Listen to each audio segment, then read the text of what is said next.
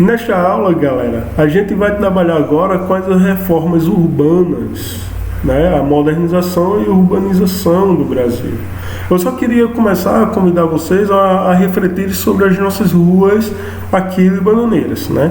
Só para a gente ter ideia do que foi esse período. Por exemplo, a gente pegando aí do Emília, né? Temos um monumento que o prédio do Emília é um monumento da época da Primeira República, e nós vamos pegar aí o Correio também, os Correios. Eu estava analisando a estrutura do prédio dos Correios, eu fiquei em dúvida se era daí da República ou era do Império. Eu acredito que seja do Império, precisa de documentos para comprovar, mas as características, o símbolo e assim por diante é do período imperial do Brasil. Mas o que chama a atenção na arquitetura de Bananeiras é, por exemplo, as casas, as larguras das ruas, e nós vamos ver também o canal que corta a nossa cidade. Esse processo indica que Bananeiras passou pelo seu processo também de modernização e de urbanização. Bananeiras teve o seu período de adaptação à nova onda no período aí da Primeira República, que era o remodelamento das cidades, que nós vamos compreender o que foi isso nesta aula. Aqui, gente, dentre outros processos de remodelação, o da cidade do Rio de Janeiro foi a mais impactante na época. Iniciada em 1902, buscava mostrar que a capital do Brasil havia alcançado o padrão de desenvolvimento europeu. Neste período é o que nós vamos chamar de Belle Époque, ou seja, Belle Época, a bela época no francês. Então a Belle Époque, ela tem uma das principais características, né, desfrutar, mostrar as pompas de uma era de grandes avanços e de grandes riquezas de uma sociedade. Então, depois aí a gente vai ter os países, quando eles começam a se industrializar, principalmente os países europeus, eles começam a desfrutar de uma certa tranquilidade, de uma certa riqueza, e eles começam a modernizar, porque se não tem problemas sociais para se preocuparem, eles vão aí desenvolver a moda, eles vão desenvolver a culinária, vão desenvolver a arte. Eles começam a fazer esse movimento, né, de, vamos dizer assim, de usufruir dos benefícios que a modernidade, com o desenvolvimento da indústria e também com o desenvolvimento científico, começava a dar. O que essa questão ela traz para a gente? Só em um contexto mais amplo, né? Neste momento, entre o século XIX e o século XX, a gente vai ter aí o desenvolvimento do cinema, a gente vai ter aí o desenvolvimento dos automóveis, ou a gente vai ter o desenvolvimento da luz elétrica.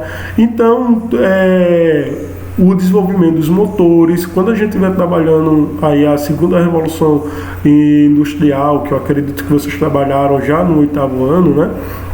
Mas se for preciso, eu dou uma pincelada na segunda revolução industrial.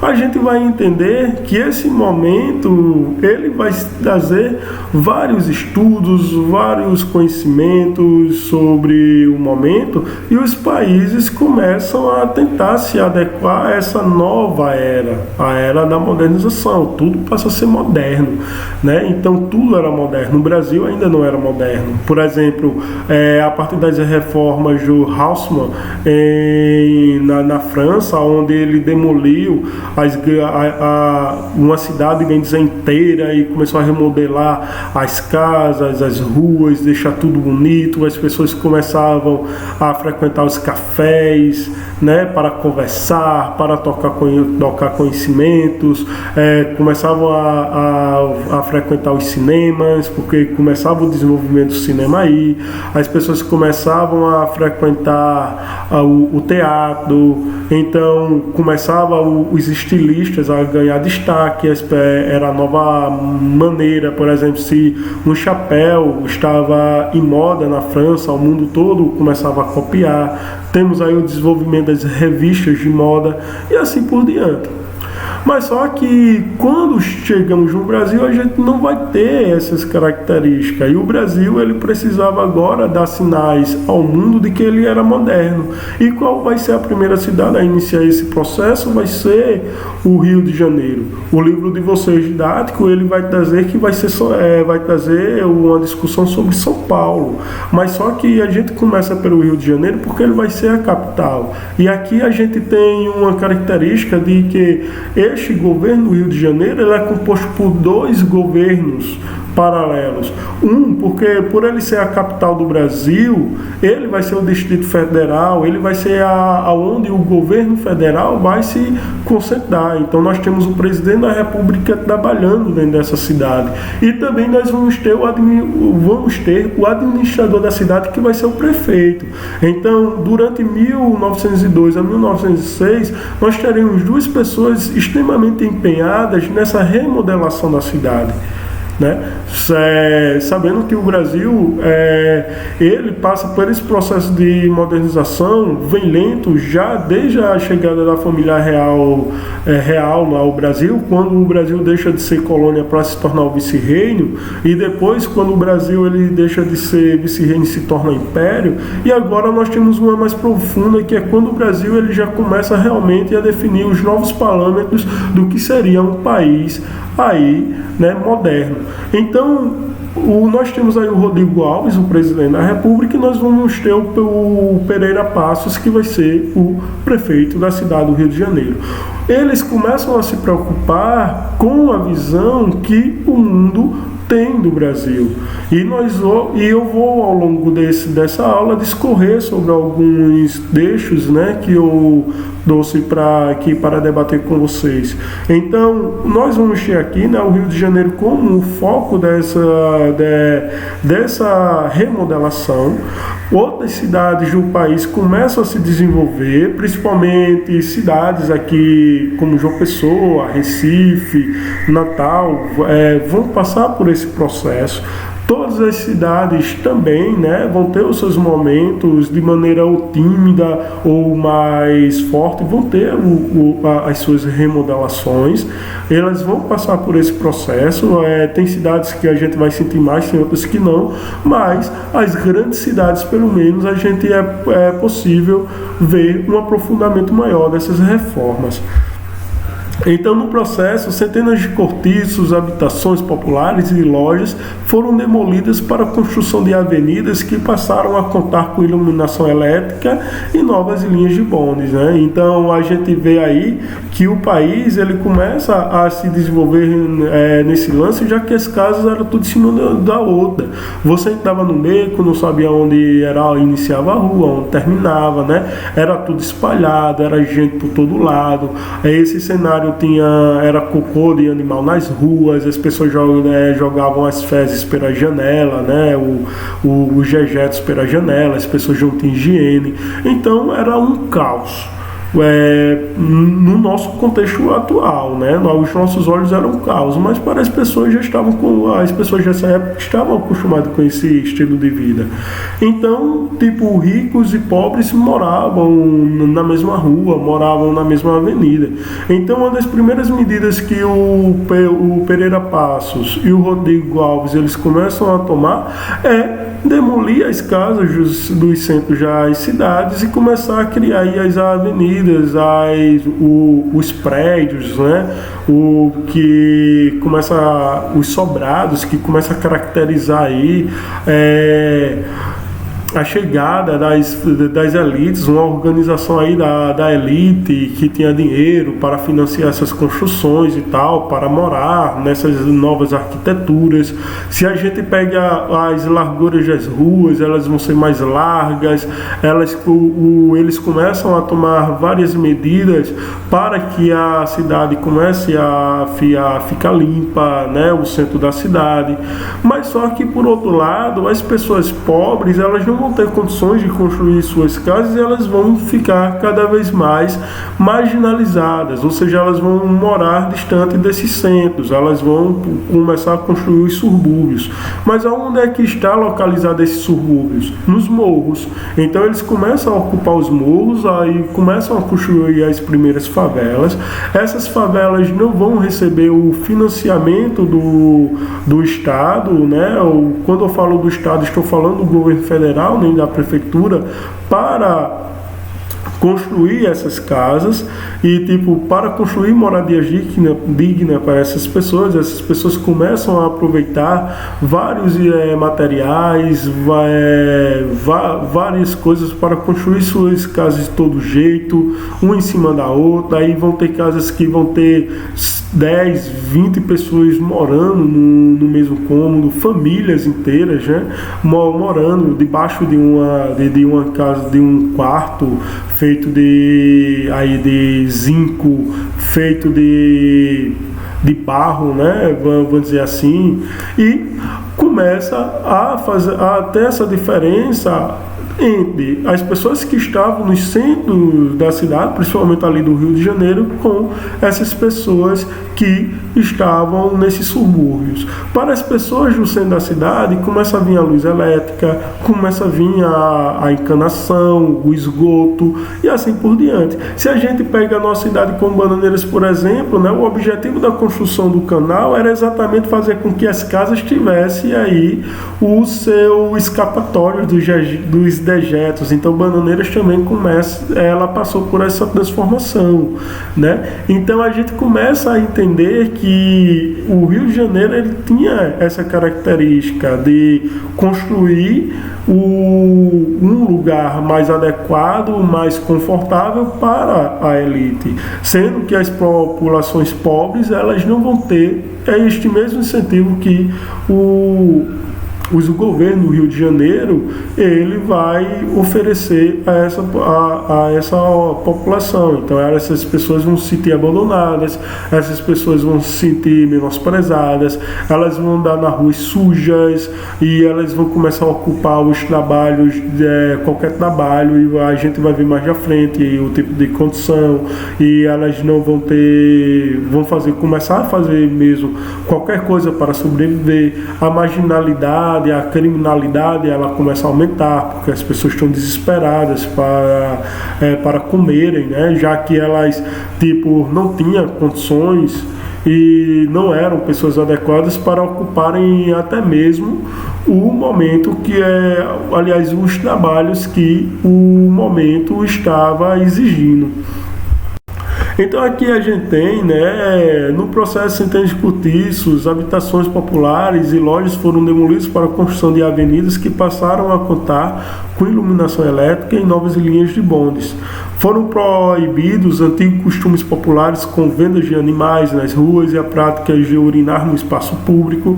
Então perceba que um manual ele começa a ser estabelecido de regras de como se comportar no centro dessas cidades, né? Então se antes as pessoas passavam com seus cavalos e os cavalos já ficavam nas ruas, agora elas não podem mais, elas vão ter que pegar o bonde para ir trabalharem, elas vão ter que a criação de animais ela não vai ser mais permitida, ele vai ter que ter um lugar adequado para colocar esses animais, mas só que isso era apenas o centro da cidade, né? Então a gente começa a entender que essa tentativa de mostrar para o mundo de que o Brasil era um país moderno, ele estava excluindo mais do que estava ajudando a população. Era uma tentativa de maquiar. E essa maquiagem, ela é presente até nos dias de hoje, por exemplo, quando você vê que os nossos políticos, às vezes, eles utilizam desses atributos, né? Por exemplo, uma escola precisa de uma reforma, ele pinta e acha que está tudo bem, ou se não, quando você dentro da Copa do Mundo, por exemplo, houve a Copa do Mundo aqui no Brasil, né? E houve também as Olimpíadas, para receber o turista, o que foi que os governadores de São Paulo e Rio de Janeiro fizeram, né? Eles mandaram pintar e até mesmo esconder, colocar um papelão enorme para esconder a favela, porque é uma vergonha, né? Os governadores desses estados, eles sentem vergonha das favelas. Não é à toa que os policiais, quando entram nas favelas, eles entram para matar. Então, porque qualquer pessoa que está ali dentro daquela favela automaticamente já é suspeita, né? Não querem saber se ela é trabalhadora ou não, ela já é suspeita por estar em um momento que, aliás, em um ambiente onde ele não tem as qualidades, entre aspas, adequadas para serem consideradas pessoas de bem. Então, o fato dele morar na favela e ser pobre já o caracteriza como criminoso. Nós temos essa discussão dentro do país, né? Aí a gente vai ver, por exemplo, que várias criancinhas são mortas por ação policial. Temos aí o caso da Ágata e vários outros. Temos o caso de pessoas que estavam indo trabalhar e os policiais confundiram com guarda-chuva ou com furadeira e mataram, e fica por isso mesmo. Então, isso é característica desse processo de urbanização que aconteceu no centro do Rio de Janeiro, né, e nas grandes cidades, porque os olhos estavam voltados para maquiar uma modernização que ele veio para poucos, veio para as pessoas ricas, mas para as pobres não, porque as pobres elas vão ficar fora dessa linha de investimentos, dessa preocupação dos governantes. Então, aqui, né, eu trouxe para vocês uma citação do escritor Lima Barreto sobre a ocupação dos morros. Ele vivenciou de perto, né, e aí dentro dos relatos trazidos pelo historiador Nicolau Savchenko, no livro Literatura como Missão, Tensões Sociais e Criação Cultural na Primeira República, o Lima Barreto traz a seguinte afirmação: há casas, casinhas, casebres, barracões, choças por toda parte onde se possa fincar quatro estacas de pau e uni-las por paredes duvidosas. Todo o material para essa construção serve. São latas de fósforos, de estendidas, telas velhas, folhas de zinco e para as nervuras das paredes de taipa. O bambu, que não é barato. Há verdadeiros aldeamentos dessas barracas, nas covas dos morros, que as árvores e os bambuais escondem aos olhos dos ausentes. Nela há quase sempre uma bica para todos os habitantes e nenhuma espécie de esgoto. Toda essa população pobríssima vive sob a ameaça constante da varíola e quando ela dá para aquelas bandas é um verdadeiro flagelo. Aqui ele está dizendo o seguinte, né? Ele está descrevendo a situação dos morros. Ele está dizendo aí que os materiais utilizados eles não eram adequados para a construção. Veja que é zinco, é bambu, que era caro, né? Ele até diz é caro. E essas pessoas estão pegando aí pedaços de bambus para construir as suas casas. Quando a gente fala de casa de taipa, a gente está falando daquelas casas que era muito comum aqui no Nordeste, né? Que as pessoas pegam barro e elas vão rebocando em cima de um modelo feito a partir da costura, né, de madeira, de pedaços de pau amarrado, e eles modelam a casa. É exatamente isso. E por incrível que pareça, ainda hoje a gente vê essas casas sendo construídas. Se eu não me engano, na saída de Rua Nova, né, na saída já perto daí, a saída de Roma para a entrada de Rua Nova, tinha uma casa de taipa sendo construída. E tem casas e bananeiras construídas ainda de taipa, né, nessa característica, porque as pessoas não tinham dinheiro para comprar os materiais adequados. Por exemplo, o tijolo, a telha, né? Eles começam a utilizar qualquer coisa para cobrirem o teto. E aqui ele vai chamando a atenção para alguns pontos. Por exemplo, são espaços pequenos onde 4, 5 pessoas, já as pessoas estão aglomeradas. Então essas pessoas, elas estão dormindo aonde? No chão, né? Elas não têm aonde tomar banho, elas não têm rede de esgoto, então elas faziam as suas necessidades em qualquer canto. E esse qualquer canto, por exemplo, tinha a proliferação de várias doenças, né? E inclusive ele diz aqui no final que quando a varíola, né, que era uma doença que era muito comum e ela matava muito nessa época, chegava, né, nesses morros, praticamente toda uma população adoecia e tinha muita gente morrendo nesses morros. E enquanto isso, o governo não estava preocupado com essas pessoas, né? Ele estava preocupado em garantir a segurança da população que estava no centro das cidades. E uma das alternativas era exatamente proibir que essas pessoas frequentassem os centros das cidades. Então ele vai começar a criar barreiras para que essas pessoas dos morros não frequentem. E se elas tiverem que frequentar o centro das cidades, elas precisam estarem usando roupas adequadas, por exemplo, tênis, não tênis, né, sapatilhas e sandálias e tamancos, que tem dentro desse próprio texto que eu trouxe um texto para vocês, tem uma outra parte que um outro cronista da época, ele vai dizer que as pessoas não estavam usando porque elas eram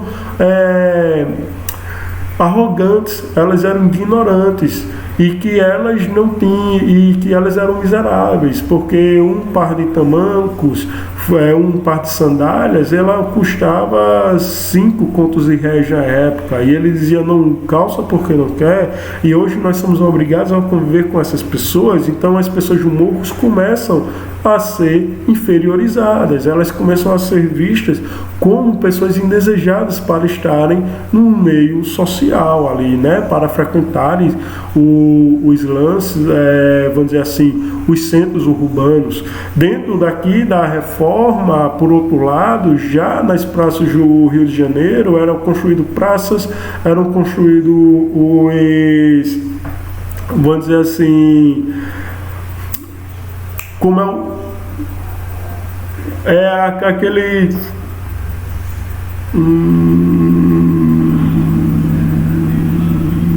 enfim, era construído, né, vários ambientes onde as pessoas iam estar. Então, quem era que ia frequentar esses ambientes? As pessoas ricas, né? As pessoas que eram consideradas pessoas de bem na época, eram as pessoas cultas, eram as pessoas educadas, eram as pessoas éticas, as pessoas limpas. Então começa realmente uma série de contradições sociais dentro desse contexto. Gente, eu esqueci o mesmo nome daquele bicho que é do centro da cidade, mas eu lembro, de Bananeiras.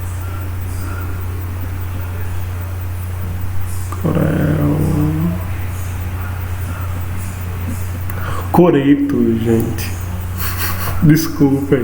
Então, os coretos, né, eles eram criados aí. Bananeiras tem um, né, que depois se transformou num bar e depois se transformou no coreto novamente. Aí, ali naquele coreto, os homens iam paquerar com as moças estavam ali para paquerarem, né, para galantearem, né, os homens eram galanteadores, eles iam e tal. Então, mas só quem frequentava esses espaços eram as pessoas da classe alta. E é bem interessante quando a gente começa. Bananeiras, ela tem essas características, né, vamos dizer assim, bem gritantes, que ela também passou por esse processo. E eu espero que um dia a nossa cidade tenha realmente um historiador da própria cidade que adentre para trabalharem e para investigarem essa, vamos dizer assim, essa transformação, essa história da nossa cidade. Aqui, gente, né, eu dou outra citação para vocês, por exemplo, também de Lima Barreto, sobre os centros urbanos. Ele também é trazido pelo historiador Nicolau Shevchenko, né, no seu livro Literatura Comissão, e ele vai dizer o seguinte: a gente viu antes, no texto anterior, ele estava falando sobre os barracões, sobre as favelas, né? Como as favelas estavam sendo desenvolvidas. Lembra mais uma vez, sem higiene, sem esgoto, sem habitações adequadas, uma casa em cima da outra, né? E essas casas eram feitas de qualquer material mesmo. Então aqui ele está trazendo agora como eram os centros urbanos, né? Ele diz o seguinte, ó: nessas horas as estações se enchem e os trens descem cheios, mas cheios, porém, descem os que vêm do limite do distrito com o estado do Rio. Esses são os expressos. A gente por toda parte, o interior dos carros está apinhado e os vãos entre eles como que trazem a metade da lotação de um deles. Muitos viajam com um pé no carro e o outro no imediato, agarrando-se com as mãos às grades das plataformas. Outros descem para a cidade sentados na escada de acesso para o interior do vagão, e alguns mais ousados dependurados no corrimão de ferro com um único pé do estripo do veículo. Olha só, aqui ele está descrevendo, por exemplo, a hora que as pessoas estão indo para o trabalho. Aqui ele está descrevendo uma cena que ela acontecia logo cedo pela manhã. Ele está dizendo que as pessoas, como agora a norma era andar, né, nos vagões, vamos dizer assim, realmente nos vagões que as pessoas estavam, eles faziam o seguinte: era muita gente dado a quantidade de pessoas que estavam no centro dessas cidades. Então, eles iam de qualquer jeito, era muita gente que lotava esses bondes, né?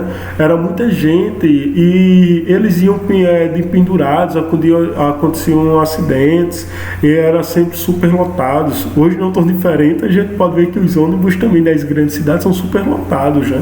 Mas a mobilidade urbana, ela vai indo nesse contexto, né, junto com o crescimento da cidade, porque enquanto mais gente no centro de uma cidade, mais vai ser difícil a locomoção. Então, na época, não tinha muitos carros, para deixar claro. As pessoas que iam ter condições de comprar carros eram as pessoas extremamente ricas. As pessoas pobres começavam a utilizar os vagões, que iam ser aí em grandes quantidades, né, e esses bondes, eles não só eram lotados, mas também eles apresentavam também perigos, já que as pessoas iam de qualquer jeito. Veja que ele está dizendo que as pessoas iam até mesmo com o pé para fora e as outras penduradas mesmo, né, na porta, para poderem chegar aos seus trabalhos. Então começa o caos a ser instalado, vou dizer assim, né, entre aspas.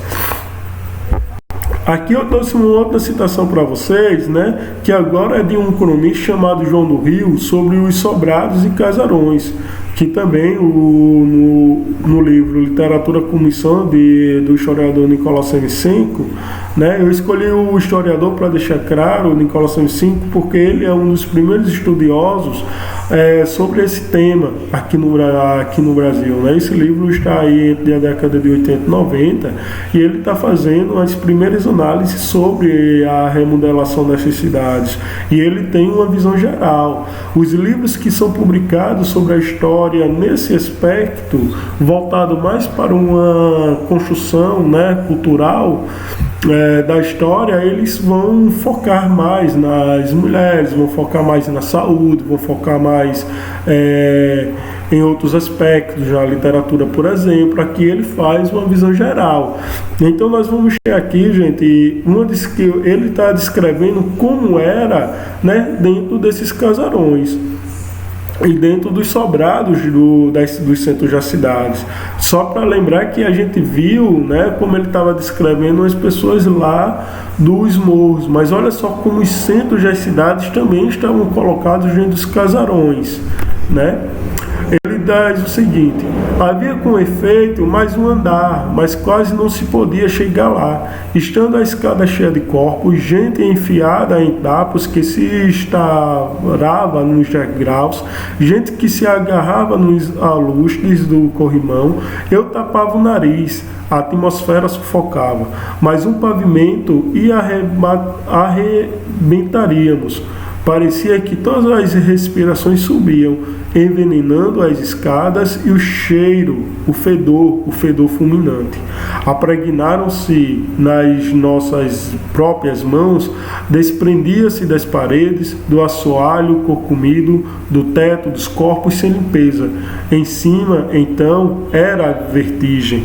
A sala estava cheia, já não havia divisões, tabiques, não se podia andar sem esmagar um corpo vivo.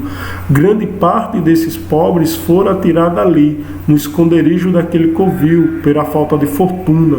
Para se livrar da polícia, dormiam sem ar, sufocados na mais repugnante promiscuidade. Desci, doíam-me as têmporas. Era impossível o cheiro de todo aquele entulho humano.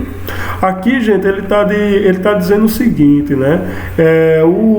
O João do Rio, ele estava fazendo esse apanhado, identificando, porque como essa população ela foi expulsa, né, de suas casas foram demolidas, as que tinham condições de pagar por um alojamento, ou até mesmo aqueles trabalhadores que tinham chegado de outros países ou de outras regiões do país, eles tinham que se hospedar nesses casarões, nesses sobrados. Então eles pagavam para dormir lá. Mas acontece que eles estavam trabalhando de qualquer jeito, né? Eles estavam dormindo de qualquer jeito. Eles dormiam aí 8, 12, 15 pessoas no mesmo chão, no mesmo quarto, e o calor era terrível, as pessoas não tomavam banho, não tem higiene, muitos defecavam até mesmo nos cantinhos ali da parede, né, já porque não tinham banheiros, não tinham uma questão de saúde, de uma higiene adequada do local. Então eles trabalhavam nesse sentido. Então olha só que coisa interessante começa a ser descrita pelo cronista, né?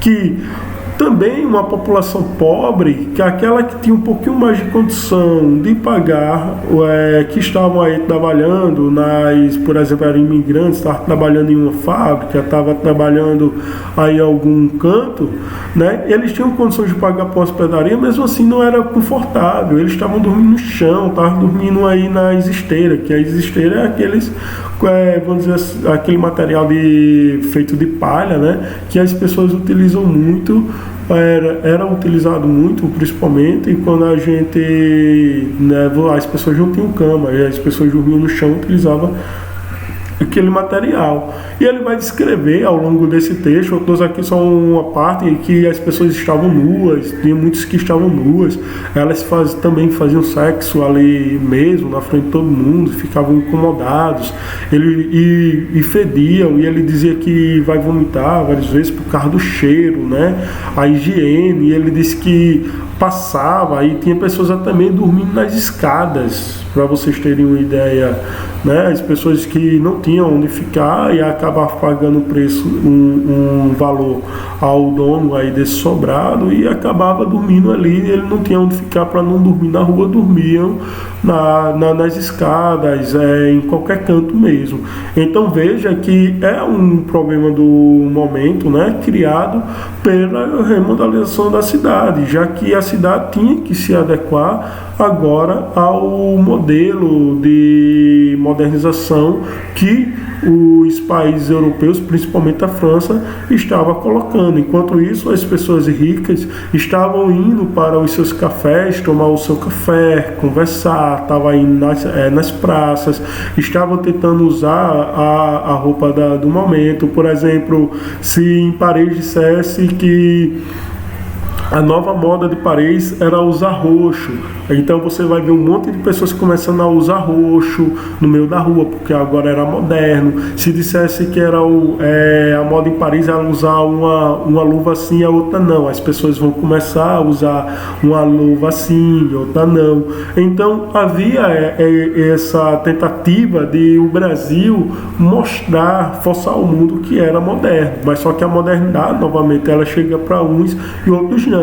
Enquanto o centro do Rio de Janeiro e das grandes cidades começam a utilizar a energia elétrica, nós vamos ter aí, né, uma população que ela vai continuar no escuro, que vão ser a população dos morros. Para vocês terem ideia, o Nordeste brasileiro ele só vai começar realmente a desfrutar de energia elétrica a partir de 2013, com o programa Luz para Todos, né, que ele foi desenvolvido pelo governo do ex-presidente Luiz Inácio Lula da Silva. Mas até então, poucas pessoas também, a não ser dos centros das cidades, vão ter direitos à energia elétrica no Brasil.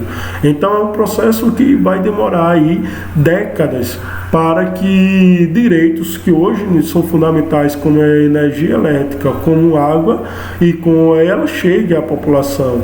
E até hoje, né, esses morros não recebem investimentos adequados para vamos dizer assim, para que essas pessoas tenham um conforto de vida adequado e, vamos dizer assim, desfrutar de uma certa liberdade social. Aqui eu trouxe para vocês um outro trecho também do João do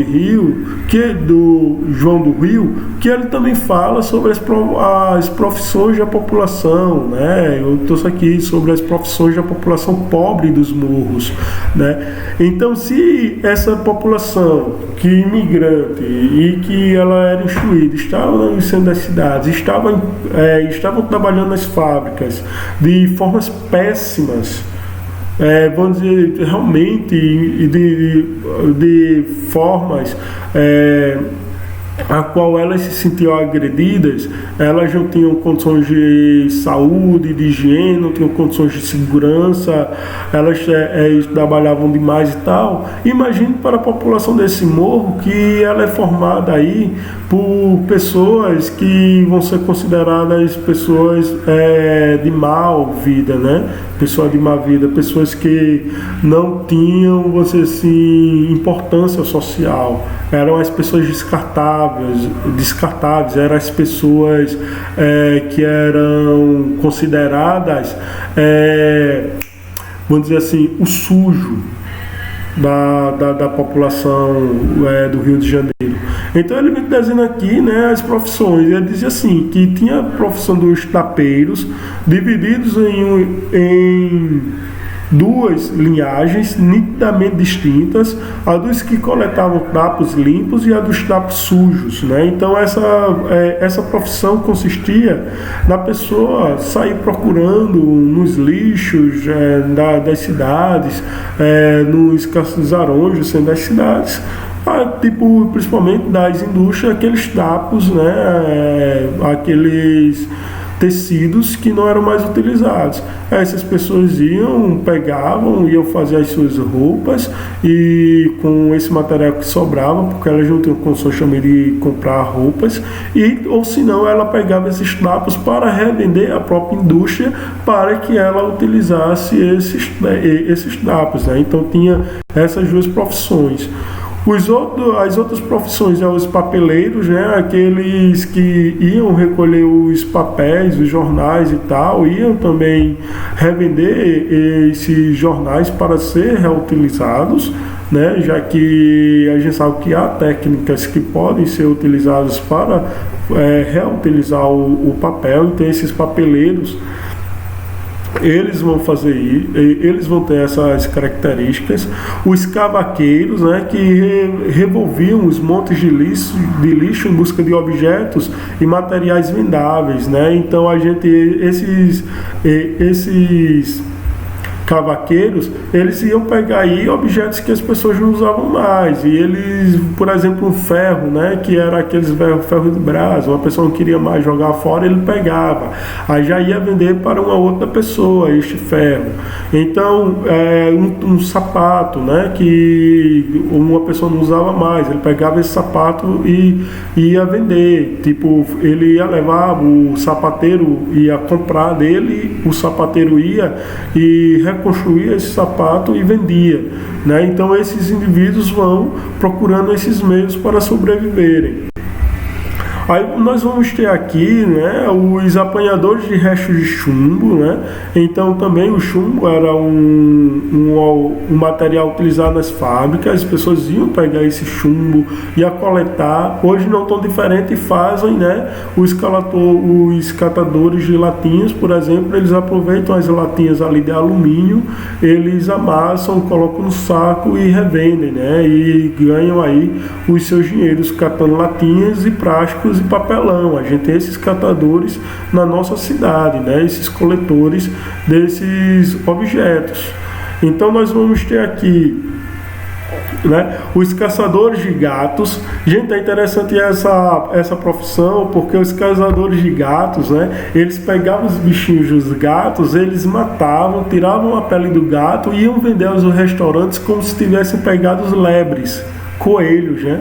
E os restaurantes compravam. Então era uma profissão, eles se utilizavam aí, né, como uma profissão. Eles pegavam os gatinhos e acabavam matando e vendendo aí para como coelhos. Quem já ouviu aquela expressão, você está querendo me vender gato por lebre? Vem deste período, né? Porque quando você compra uma carne de um gato, você comia o gato achando que você estava consumindo lebre. Então essa expressão vem disso daí, né? Vem desse período. E a gente utiliza muito quando uma pessoa está querendo nos enganar, nos iludir. A gente diz, você está me querendo, né, me fazer de trouxa, então você está querendo vender o gato por lebre. Então ela tem essa característica. A gente vai ter aí, né, os coletores de botas e sapatos, como eu falei para vocês, né, aqueles que vão pegar essas botas, esses sapatos, vão vender aos sapateiros para que eles reconstruam, eles coloquem solas novas, eles engraxem novamente, eles vendam novamente esses sapatos. Vamos ter os apanhadores de rótulos e selistas. Esses apanhadores de rótulos são aquelas pessoas que vão pegar as garrafas, né, de bebidas que vinham, bebidas e charutos, né, que vinham de outros países importados. Aí eles iam pegar esse selo e eles iam levar para os falsificadores, para que os falsificadores botassem, por exemplo, nos charutos e dizer que aquele charuto que ele está vendendo é charuto importado, mas na verdade esse charuto é feito com as plantas, aqui ele é falsificado, né? E a mesma coisa acontecia com as bebidas e com outros produtos. Por isso que nós vamos ter aqui os caçadores de selos. Aí nós vamos ter aqui, né, os ratoeiros. Os ratoeiros, gente, é importante a gente entender que esses ratoeiros, eles vão ser aquelas pessoas que realmente vão atrás dos ratos né, para venderem ao Estado. O Estado que eu falo aqui é ao prefeito, né, à prefeitura e ao governo federal, porque também o governo federal nessa época ele havia instituído um programa de que ele comprava os ratos para estimularem as pessoas a combater a peste, né, as doenças que eram transmitidas pelos ratos. Então, uma das maneiras que que os governos haviam encontrado para combater as doenças proporcionadas pelos ratos era exatamente estimular as pessoas a matarem.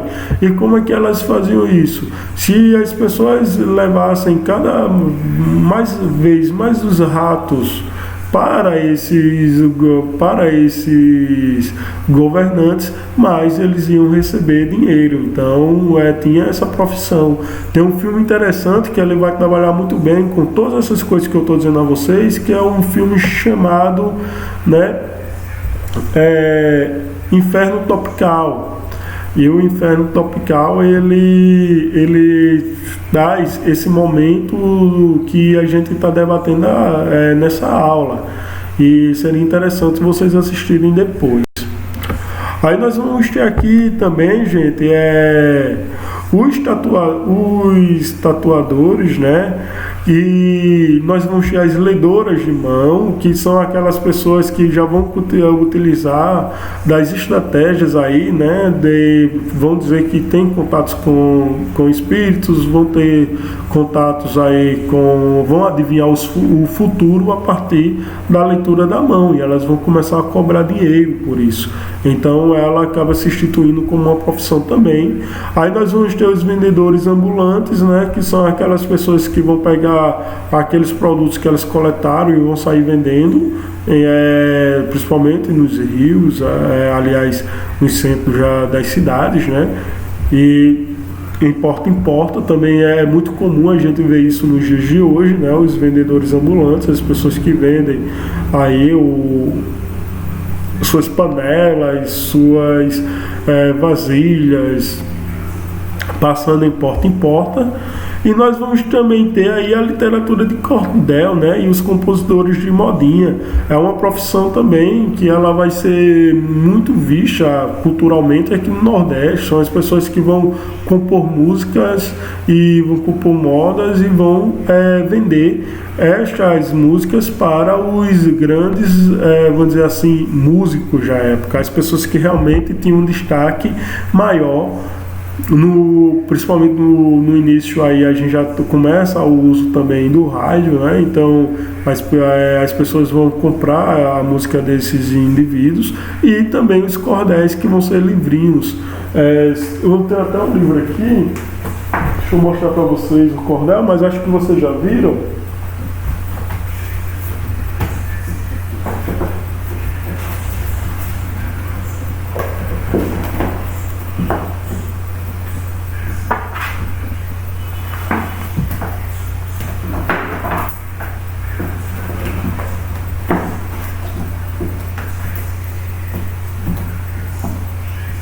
Neste momento eu não estou achando, mas eu tenho até o livrinho, os cordéis, para mostrar para vocês como eram feitos. Então, nós vamos ter aí essas pessoas, né?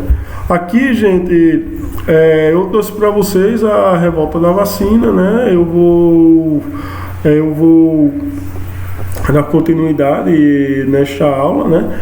As reformas urbanas foram acompanhadas de medidas de saúde pública para erradicar doenças que assolavam a população. Algumas dessas medidas foram caçar os ratos, como eu já tinha falado para vocês. Os caçadores, eles iam receber uma recompensa do Estado pela quantidade de ratos que matassem. Pulverização do veneno. Nós vamos ter aí que o Oswaldo Cruz, que vai ser um dos médicos mais importantes da época, se não o mais importante da época, né? Ele vai criar até mesmo aparelhos com venenos, né, para matar os mosquitos transmissores de doenças na época. Então mas onde é que ele vai pulverizar? As favelas? Não, vai ser aí o centro da cidade, porque ele precisava garantir que as pessoas do centro da cidade iam estar bem. Aí vão ter aí também, gente, a aprovação da lei que tornava obrigatório a vacina. Então é bem interessante que essa lei que tornava obrigatória a vacina, ela vai causar indignação nas pessoas, porque as pessoas elas não sabiam o que estava acontecendo. Era uma técnica que já era utilizada na Europa, né? E o Oswaldo Cruz, por ter estudado na Europa, quando ele chega no Brasil, ele começa a perceber que as doenças do Rio de Janeiro e dos centros urbanos, ela tem essas características, porque as pessoas não tinham só a falta da higiene, como também as pessoas não tinham os anticorpos necessários para sobreviver às doenças. Então, o que é que o Oswaldo Cruz faz? Ele começa a desenvolver as vacinas a partir dos anticorpos produzidos pelos animais, como a vaca, né? Então, ele vai introduzir aí a doença, o vírus na vaca, e depois a vaca vai produzir anticorpos contra essa doença, e ele vai desenvolver a vacina a partir disso aí, e ele se tornou obrigatório o uso da vacina. Mas só que com a vacinação as pessoas não entendiam bem, as pessoas começaram a ter medo de que o Oswaldo Cruz estivesse colocando a doença dentro delas, porque o nosso sistema imunológico ele funciona dessa forma, né? Veja que agora nós estamos passando por uma pandemia e a grande discussão é saber se as pessoas que já conseguiram se recuperar, que foram contaminados com Covid-19, conseguiram se recuperar, se elas se tornaram imunes. Se elas se tornaram imunes, nós vamos ter um grande passo aí para o desenvolvimento da vacina. Veja que os cientistas estão aí pesquisando uma forma de desenvolver uma vacina e fazer com que o nosso corpo responda ao vírus. Então, nós vamos ter, né, essa ideia de que a população ela vai entender que o Oswaldo Cruz, a obrigatoriedade da lei, estava tentando introduzir aí a vacina nessas pessoas. Então, elas começam a estranhar isso e elas começam a se revoltar, porque as vacinas elas vão chegar nessa característica onde a população ela era mal informada, ela não tinha conhecimento do que estava acontecendo e nem o porquê precisava fazer aquilo, né? Ele apenas impõe. Então as medidas não foram compreendidas pela população, que acabou se incomodando, gerando protestos e conflitos com a polícia, né? Então as pessoas vão fazer o seguinte: para reagirem à vacinação, elas vão construir aí barricadas, elas vão realmente pegar até mesmo em armas, vão ir para os centros das cidades e vão brigar mesmo, elas vão lutar para não serem vacinadas. Imagina aí, do nada tem uma lei que obriga você a tomar a vacina, né?